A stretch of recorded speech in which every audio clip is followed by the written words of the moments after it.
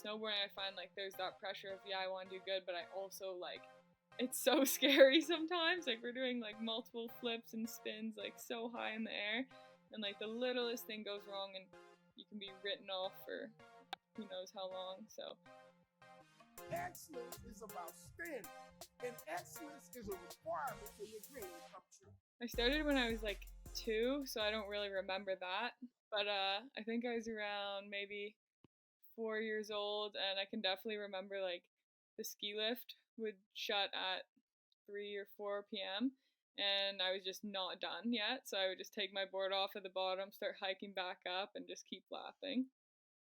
Was it still daylight, or did you end up snowboarding at night sometime? It would go into the dark, yeah, and then like the groomers would come out and the ski-doos and that, and then they would always get like pissed at me for just waddling around the hill in the dark where they can't see me because it's definitely kind of dangerous. But yeah, it's worth it. Was it really for fun, or were you already kind of competing, or did you have that competitive side of yours that young? It was always for fun at that point in time, definitely. My brother was also really into snowboarding, so we kind of just got into riding together and freestyle and that. Um, yeah, my parents taught us both how to snowboard, my brother and I. And yeah, it was just always for fun. I just really liked all the other people that were riding at the resort I was riding at. And yeah, once I got into park, I just really wanted to like try new things and fall a bunch and get back up. And yeah, it was always definitely for fun to a point. And when did that change? When did it become more competition, or what did you see? When did you see that becoming more of a life goal than just having fun here and there? So I grew up riding at Beaver Valley Ski Club in Ontario, and they would have what's called club championships. Club championships, and yeah, my parents would just kind of sign me up for that for fun, whatever, and they would have little slopestyle competitions just for people that are at the club. And yeah, I guess once I started doing those, I was like, oh, like that's kind of fun, and like eventually started winning those, and then from there, I'm not even sure how really I got into traveling more for snowboarding. I think I knew some friends that were doing it, but yeah, I just started traveling around to other local Ontario resorts and just doing little like slopestyle competitions on the weekend, and just really enjoyed like putting together a run and kind of like having my moment. It's like, okay, Jasmine, like your turn to drop, and yeah, kind of just attention on you, and the whole hill is yours. And I just really enjoyed that and had a lot of fun with it. And obviously, when I would podium or win, that'd be a pretty good feeling. So I guess I just started chasing after that a bit. Okay, so when you actually started winning, that's when the thrill and the taste of winning just kind of took over pretty much, and that you wanted more, probably. Yeah, exactly that. I think once I started, kind of, you win your little prizes, get on the podium, and it feels good, and everyone's hyped on you, and just makes you want more of that, for sure. Yeah. How do you go about? I mean, winter sports in Canada, we're lucky in a sense to have, say, 6 months where you can practice. But when you're younger, you probably don't have the ability to travel during summer to go and keep practicing. So, is it just like 6 months of going hardcore and just waiting for winter to come back, or are you from a young age able to, I don't know, go somewhere else during the summer, or hot days to keep practicing? Growing up, for sure, was very much, at least in Ontario, the season was only really December to March, so Okay. that's only what, 4 months. And then there'd be that huge period of no snowboarding whatsoever, but just always like, can't wait for the winter, can't wait for the winter, always looking forward to it. But I would fill time with like swimming and camping and sometimes skateboarding. And I used to do gymnastics a little bit when I was younger and stuff like that. So I was staying active. But yeah, it was definitely big breaks off snow. Once I got more onto like the Canadian development team for snowboarding, I was probably, I'm not sure, 17 or something.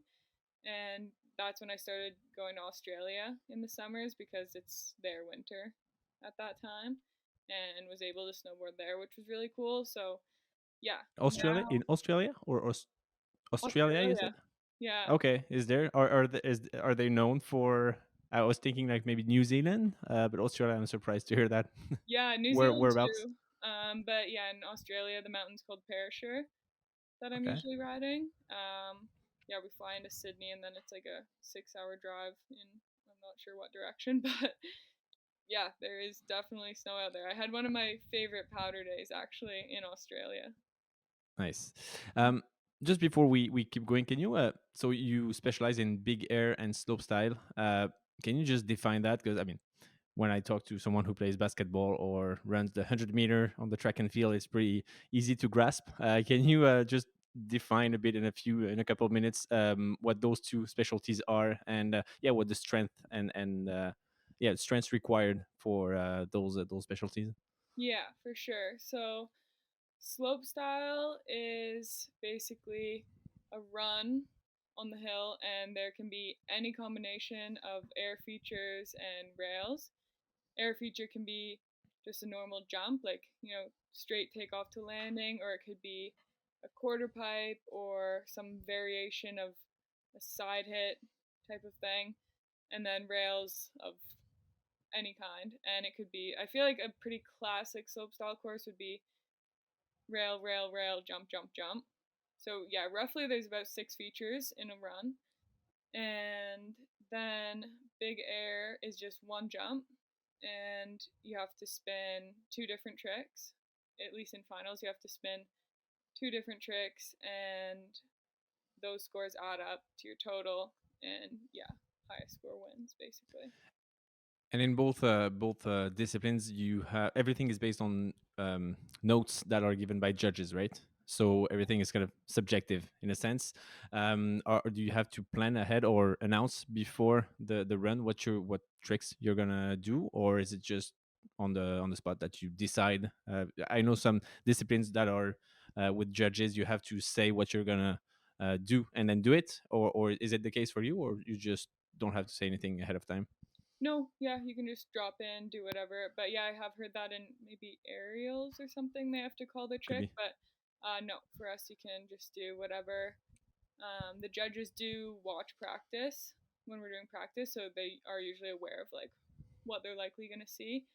But yeah, it's definitely a sport completely judge based, and yeah, that can definitely lead to some conflict in competition sometimes because Hmm. it's like it's just everyone's human, like the judges are human trying to do their best to judge, and there's so many people doing so many tricks and there's a lot going on, and then someone's not happy with their score, or someone feels, yeah, they didn't get a good enough score, someone got too high scored, and yeah, it's definitely a tough job to be a judge in snowboarding, I think. And my friend actually is starting to get into that more just for Canadian competitions. But it's cool to see, like, she really has the behind the scenes on being a judge, and it's a very tough job. So, yeah, big respect to the judges, not an easy job. But And do they only have to? Can they only rate you on the live? I mean, on what they've seen, or can they see like recordings and see the jump again, or is it really just live?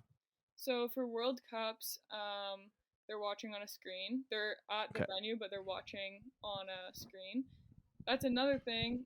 The camera angles that the judges are watching can make a huge difference. Like, for example, in the last Olympics in 2022, Max Pro, who won gold, missed his grab, like, didn't grab his snowboard on his one trick, which is usually a huge dock in points. But because of the camera angle, the judges didn't see this. And so they Huh. scored him super high. And the run was amazing. It was just that one little thing.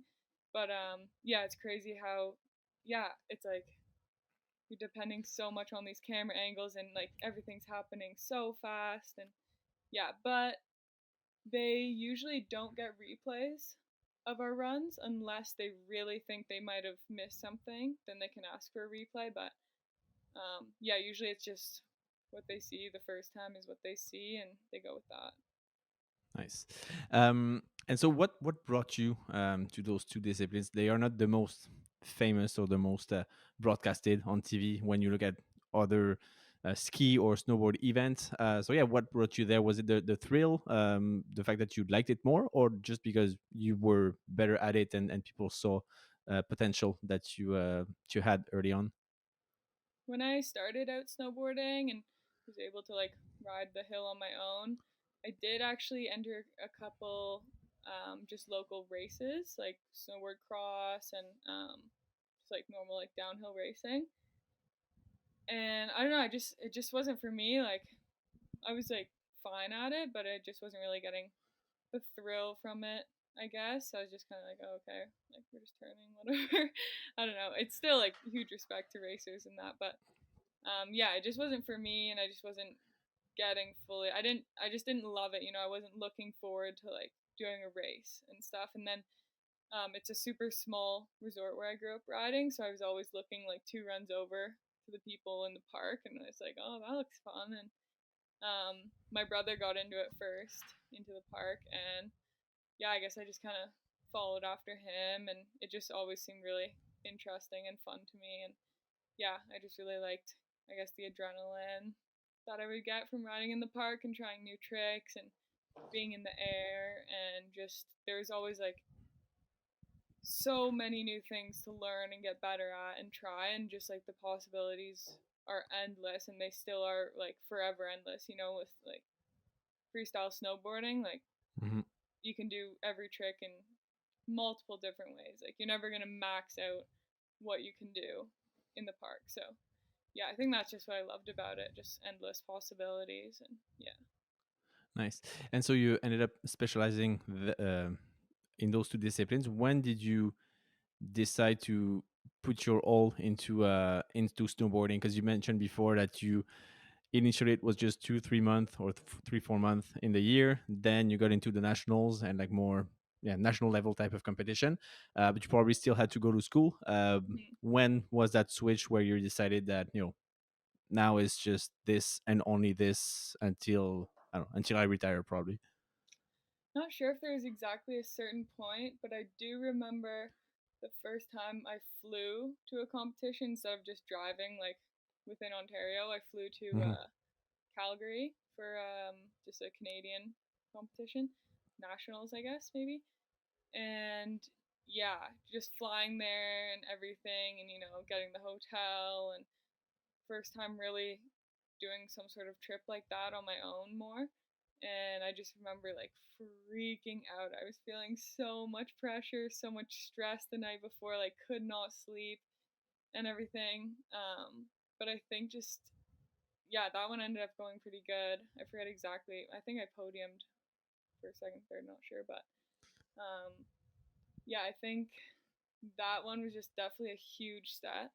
And once I did that first one, I was like, oh, okay, like that was actually pretty fun, and just kind of kept following the tour of competitions around and started actually doing pretty good and got on the Canadian development team and eventually the national team, and just like always loved what I was doing and really saw the potential in myself and really saw all my achievements in that, and just kept going with it. And how does it go with your, probably I would say, your family or your parents? Because you said from the beginning they were the one bringing you on the slopes, but seeing you focusing only on this when maybe it's a professional sport, but still, it's. I've heard so many athletes that when they said that's what I want to do, their parents were like, are you sure? Or you shouldn't you do something on the side as well, just to make sure that you'll be okay? Was that ever something for you, like a struggle or any doubt, or was your family and all the people around you just pushing you to go at it on your own? My family's always been super supportive of my career and that. But yeah, there was definitely times like in high school I'd be traveling a lot and missing a ton of school, and they're kind of like, okay, like what are we really doing with this? Like you're missing a lot of school here, and I was able to keep good grades, so that made them happy. But yeah, it was definitely a weird time, and there I got, well, they still wanted me to apply to school, to university. And I did that, and I did get accepted. And then once I graduated, that's when I really had to make that decision of like, okay, am I actually gonna go forward with this? And I definitely had some doubts for sure. I was like, this is a big step to just like drop school completely because Mhm. for me, it would be too hard to do both, I think, to compete and do school. So yeah, it was definitely a tough call. And I honestly do remember my parents just being so supportive though. And they're like, yeah, it's up to you. And we know you can do it if you want to. Um, Another thing was my grandma was kind of freaked out about it. She was living with us and she really would sit me down sometimes and be like, "Hey, I don't know, like yeah, it's a tough call." And I remember the one time I got a concussion from snowboarding and that really tripped her out and she like pretty much had to talk with me about quitting completely and I was like, "No, grandma, like I'm going to keep going with it." So, yeah, no, they've been really supportive for sure. We all had our doubts at times, but now yeah, they're my biggest fans, so it's nice to have them. Nice. Yeah. And there's also something that seems a bit taboo in the world of sport and Olympians is financial support. Um, Again, I'm not sure. Maybe you can tell me if snowboarding is considered a professional sport, but how? And that's I think that's something that's important to put forward, especially because most people don't know that most 95% of the Olympians we see on TV have to get support from either organizations like CanFun or just their federation or just sponsors and stuff. Yeah, how is it for you? And has it ever been some sort of weight on your shoulder that kind of took you away or took some time away from you instead of being on on a snowboard to have to find those supports to be able to travel, go to hotels and buy your equipment and stuff like that? Yeah, it is definitely an expensive sport and yeah, it's snowboarding, at least freestyle snowboarding is not what it used to be. I've talked to old pros and they were saying how they'd go to a competition if you come first, like you're getting a car, you're getting like you can get like $100,000 for first and all this, or half the time because they'd be in Europe or wherever, and I guess they wouldn't want to give them that much cash. They would give them a literal gold bar, and they'd have to go into the bank with this gold bar and be like, hand it over. So, yeah, it's not like that anymore. Now we're looking at first place for a World Cup, maybe like 20,000. Okay. But just to travel to Europe for a week and back from Canada can end up being 5,000 plus. So, um, yeah, it's not as high of a paying sport as it used to be, and not as high paying as other sports like golf. But yeah, main sources of income, at least for me, mainly are from sponsors. So um, brands that sponsor me, like snowboard brand, bindings, goggles, outerwear, um, and then the prize money, and then there is some funding from the government, the Canadian government, which does help. And but you have to qualify for that through how you do at your competitions the season before.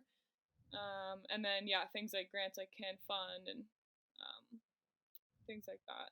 So yeah, It's funny how you just said it. For example, government fund or grants. It's depending on the result you have, you will have a grant. But at the end of the day, if you don't have any grant to start with, there's no way that you'll become the best because you won't be able to travel, you won't be able to focus, you won't be able to have the best equipment. So anyway, it's just a topic that I think is probably endless. yeah, Um, but there are, yeah, it's pretty crazy to see, and I think it's important to double down on efforts to change that in a sense. And most mm, people don't necessarily understand that those people that they see on TV that represent their country, that get medals at international levels, can be struggling financially, and yeah, just to make ends meet and go to the next competition. So I think it's, yeah, just important to be said. yeah, um once you sorry, once you got to the international level, I think in 2019 or in the 2019-2020 season, you tore your ACL on one of your knees, and you had to stay away from the slopes 14 months. Is that right? yeah. How crazy is that? So, and I think it's important to, yeah, I see you kind of shaking your head already, maybe thinking about that. But yeah, if you have a um, now looking back, what are the different states of mind that you go through in such periods? Because you're an elite athlete, you compete at the highest level, you wake up every morning just wanting to be the best. When you have 14 months away from your like chasing your dreams, how do you cope with that on a daily basis? It was definitely a lot of emotions. First, uh, just pretty much disbelief when the doctor told me, or my physio told me that I had torn my ACL. I was just like, no, like you're wrong. Like there's no way. Like I'm gonna be fine tomorrow. And they were telling me to fly home, and I was like, no, I'm staying. Like I'm competing this week, and just full disbelief. Even though it definitely hurt a lot, but I just didn't want to believe it because I knew how long of a recovery that was. Mhm. And then yeah, once I got the MRI and everything, and it was true, I was like, oh, definitely sucks. Um, yeah, it was a really really hard time mentally for sure. The physical recovery I didn't mind. Like I'm often in the gym a lot anyway, so that wasn't the biggest deal. But mentally, yeah, I was like, what do I do with myself? Like you said, like the past however many years, I've been waking up every morning and like thinking, okay, this is what I'm gonna do today on the mountain, or like thinking of the next trick I want to work on. But now I'm just can't really walk without crutches, and I'm just watching everyone I compete with on TV just getting better while I'm just sitting here. And that was really tough. And there was a lot of thoughts like, oh, I'll never be as good as I was. I'm never gonna get better than that either. And I'm just gonna come back and everyone's gonna be way better than me, and I'm just gonna kind of fall off type of thing. So yeah, that was really tough. There was definitely a lot of like lonely times too. I just felt like no one around me fully like understood what I was going through, and just kind of didn't want to talk about it. So I just chose to be by myself a lot. But I did some university courses online at that time, so at least I had some sort of goal I was working towards, and then being in the gym a ton was good. And yeah, it was only supposed to be 9 months off snow, and then when the 9 month mark hit, it was March of what 2020, and all of a sudden, bam, COVID. Now the mountains closed, and then couldn't travel all summer because of COVID Hmm. again. So that's why I ended up going from 9 to 14 months. I had to wait until that fall to go to Switzerland to get back on snow. So it was just like, you're finally there, finally 9 months later, and then like, no.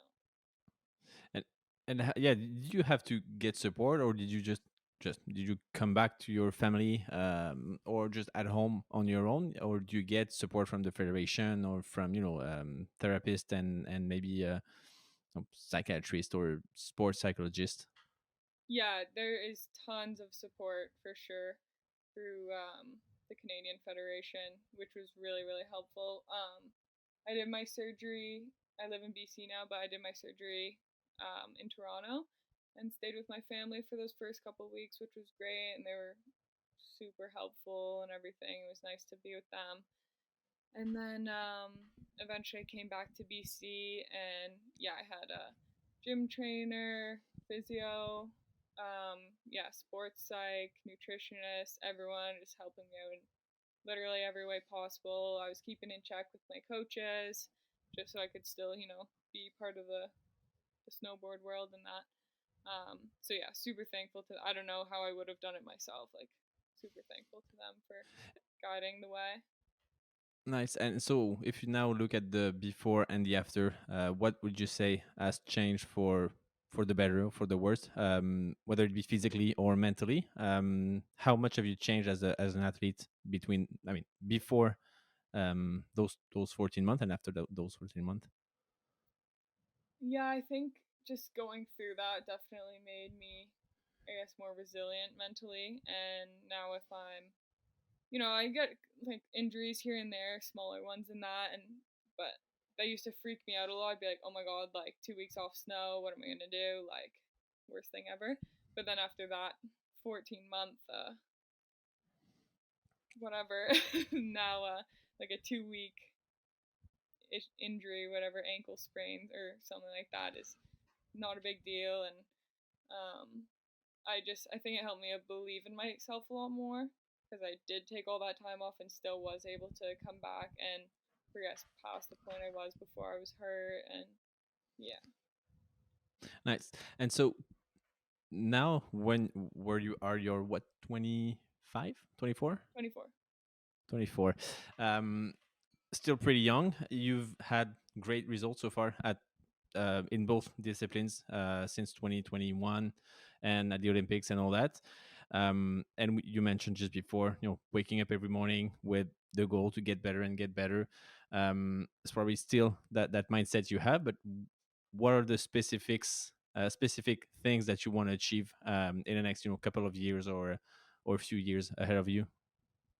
Yeah, what I've noticed is I'm always setting goals for myself and, thinking like that's like the biggest I could possibly dream. And, once I do that, like I'll be satisfied and like really happy and everything. And for example, like going to the Olympics was always a huge dream of mine.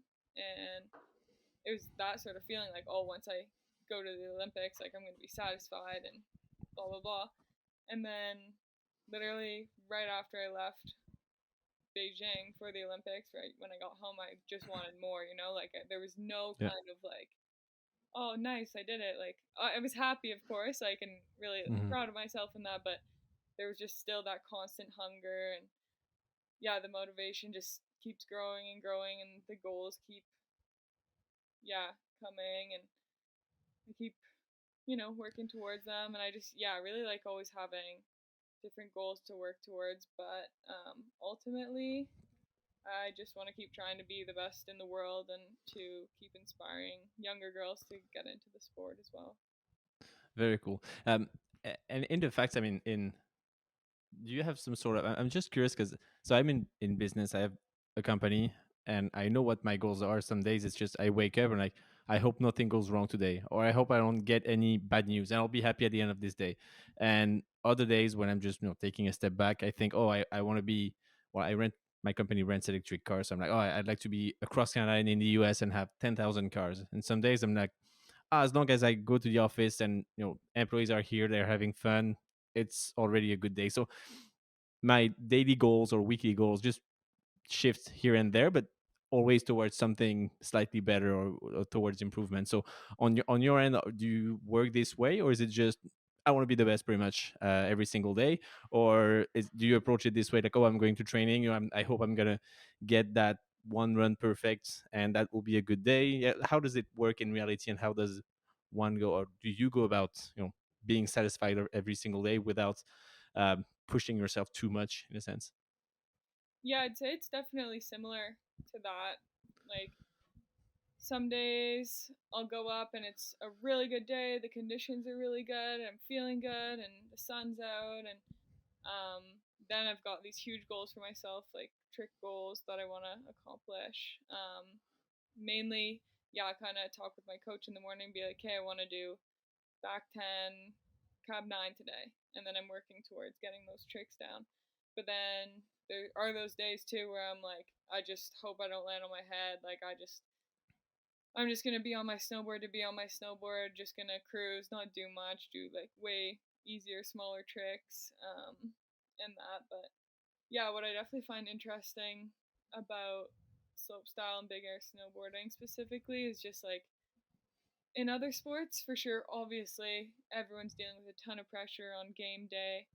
Um, but then with snowboarding, I find like there's that pressure of, yeah, I want to do good, but I also like it's so scary sometimes. Like we're doing like multiple flips and spins like so high in the air, and like the littlest thing goes wrong, and you can be written off for who knows how long. So, yeah, there's definitely alongside the pressure, there's also the fear aspect that I'm dealing with pretty much every day.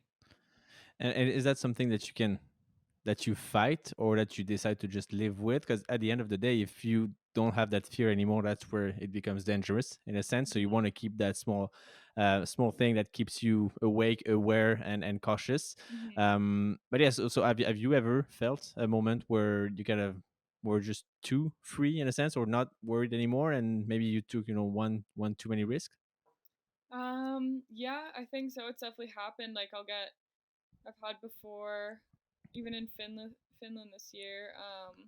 I was just feeling really good. Everything was going great. Like I'm not taking as much time before dropping in to think about what I'm really gonna do, and just kind of going, which sometimes works. Sometimes that goes totally fine, and you'll have your best days ever when you're not thinking. But then sometimes, you forgot to like kind of visualize this one part or whatever. And yeah, I dropped into this one run in Finland this year to do front double nine, and I like caught an edge on the takeoff and did kind of like one and a half and landed on my like upper back sort of and slammed my head pretty good. And yeah, so mistakes can definitely happen very quickly when you're just kind of when there is no fear anymore and you're just kind of going, because fear Hmm. is a way of your mind telling you to be cautious and be aware of these things that are dangerous. But it can definitely be super annoying when you want to try something and your head's just like, don't do it, don't do it, don't do it. So it's definitely a daily thing that I battle with, just overcoming that fear. And um, but yeah, once you do, it feels pretty good. Yeah, and like you said, it's constant fight because on the one hand, you want to be cautious, you want to have that risk inside you, that awareness of the risk. But on the other hand, I think most athletes that I've met told me that their best result happened when kind of the brain switched off, in a sense. They just Hmm. enjoyed the ride, and that's when the best thing happened. But for you, it's kind of, you always have to have that mix of being cautious while at the same time just going a bit, maybe rogue, just to make something happen, make a difference. Someone that runs 100 meters, there's, it's not that there's no risk, but at the end of the day, if he just switch off the brain, he can get his best time. But for you, there's always a balance that you probably have to reach and probably work on a daily basis, right? Yeah, it's um definitely tough, and I yeah. think a lot of us are just like crazy in some sort of way for even doing half the things we do. But yeah, we love it. So um so yeah, looking, let's say, in terms of pure results, which is something I don't necessarily talk very often on the podcast. If I told you that you could have one specific result, whichever you want, that you will achieve in the next, let's say, 2 to 4 years, what would you decide? What win would you select? that's a good question. I think it would be between an Olympic gold or an X Games gold for sure. It's really hard to say because the Olympics is like the Olympics, but X Games is so like it's such a special event for snowboarding. I find the Olympics Is has it slightly higher in terms of fame, I would say, or just in a way, yeah. yeah. It's just different because yeah, it's very yeah, like the Olympics has pretty much every sport, but then X Games is just these very few sports, and the invite list is even shorter to get to compete there. So yeah, I think it's just really special to snowboarding. So it would be between one of those two. I'd have to think Mhm. on that. All right, so let's choose the two at the end of the day, and if you can get the two, that will be as as good. Yeah. You're still pretty young, as we said before, but are you already thinking? You said that you studied online when you were injured. So do you already plan of what will be next once you decide to just stop at the highest level? Yeah, so my dad is an acupuncturist and my mom is a massage therapist. So I kind of grew up with them being in that sort of like medical realm, and that was always something that interested me, just like health and the body. And um, before I knew I was going to have a career in snowboarding, I had always planned to go to med school. I always wanted to be a doctor when I was younger, and yeah, so I'm currently in an undergrad for Wilfrid Laurier University, and very very slowly getting through courses online. I don't usually do any in the winter time just because there's so much travel and time difference and everything. But spring, summer, fall, I'm usually doing a couple courses a semester, and just yeah, I like learning, and again, just like having goals to work towards when I'm not snowboarding as much during that time of the year. And yeah, I think once I'm done with snowboarding, because you can't be like throwing yourself off of 20-foot jumps forever. I think Yeah. I would, Yeah. yeah, kind of go back to school more full time and yeah, get into that and see where that would take me. Okay. If you had 30 seconds with Jasmine standing on her first podium at maybe, I don't know, 8 or 10 years old, what would you tell her, or and what would you like her to tell you or remind you today? That's a good one. I like that because yeah, I do actually stop and think of what I would tell my younger self quite a bit because sometimes I'm super hard on myself, and I think that's something younger me would say to me now is just like, oh, like we're so happy like of where you are now, and yeah, don't stress if you're not always on top of the box. So yeah, that, and just what I tell my younger self, just there's gonna be doubts and it's gonna be hard, but you can do it for sure. Nice. It's been interesting because you sometimes I ask that question, not all the time. And initially, I just asked, "What would you tell your younger self?" And then recently, an athlete told me, a football player told me, most importantly, it's what the younger self would say to me today and remind me on a daily basis that if younger self saw me today, he'll be like flabbergasted by what has been achieved so far.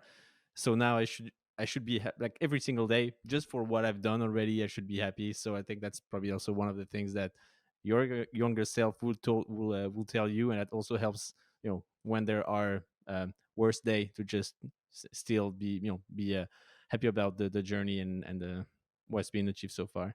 Yeah, um 100%. yeah. If there was one other, just one or two athletes, Canadian, that that have interesting stuff to say and have been through ups and downs, highs and lows through their career, who would you think of?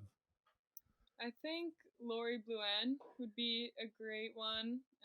She's also on the Canadian team. Came second at the 20, what year was that? 2018 Olympics in Yeah. slopestyle. And yeah, she has been at the top of the female snowboarding game for so many years, and she is just always still pushing it. She was one of the first girls to land a triple. That was maybe 2 years ago. And yeah, she's just always still pushing it. Like she's always like daily inspiring me when we're riding together, and she's always just she's one of the ones I would say is pretty fearless out there and doesn't let the fear get to her much. But yeah, Sweet. And the name seems from Quebec. Am yeah, I correct? yeah, Okay. Perfect. So I'll try to reach out to her. yeah, Um, I show you on my phone because it's not behind me. Today I'm building a wall of fame that I like to call it. Would there be any gear from your career or anything that you don't use anymore that you can sign and send over? yeah. I would love to. I have a cracked snowboard. I will not be using. That could Nice. be put So up on the usually I wall. said I'm gonna send a prepaid envelope. In that case, it will be more like a prepaid box. But definitely, if you have it, that will look wonderful. Mostly, most surely. So I'll figure out with Canada Post how Okay, absolutely. I think I have that can some in my happen. box actually because they're kind of hard to Okay, come by. But yeah, let's make it happen. perfect. So we'll we'll try to coordinate that one. That will be probably the largest stuff. Um, so where should people listening to the podcast follow you? I think you're quite active on Instagram. Yeah, where should we see you going? Where I'm going next? No, no. Where should people just follow you to see your results Oh, and just um, follow you yeah, around? mostly Instagram. I am trying to be more active on TikTok, but definitely Instagram for sure. Sweet. What's your handle? So Jasmine, people. JASMINE dot Baird, Sweet. BAIRD. Perfect. Cool. Any last word? Any last thing we can wish you in the next few months? I have like two more competitions to go this season, and then looking forward to some time just riding for myself and having fun. But yeah, no, it's been great to talk to you and great to dive into snowboarding a bit outside of just results. So yeah, I Yeah. appreciate you reaching out. Thanks. And yeah, last one. Where can I or people watch like live events, if that's even possible? Would it be online, or are there TVs broadcasting events? Yeah, there is always a live stream. I don't know why it's always so difficult to find, though it changes for every competition. But usually, if you follow FIS on Yeah. Instagram, FIS Snowboard, then they usually put up the link for the live streams. Sweet. Wonderful. So I'll try that next time. Yeah. Thank you so much, Jasmine. That was great. Very much appreciated the discussion. I hope I'll be able to see one of the live streams of your next two events. For sure. Yeah, thank you so Thanks. much. Bye.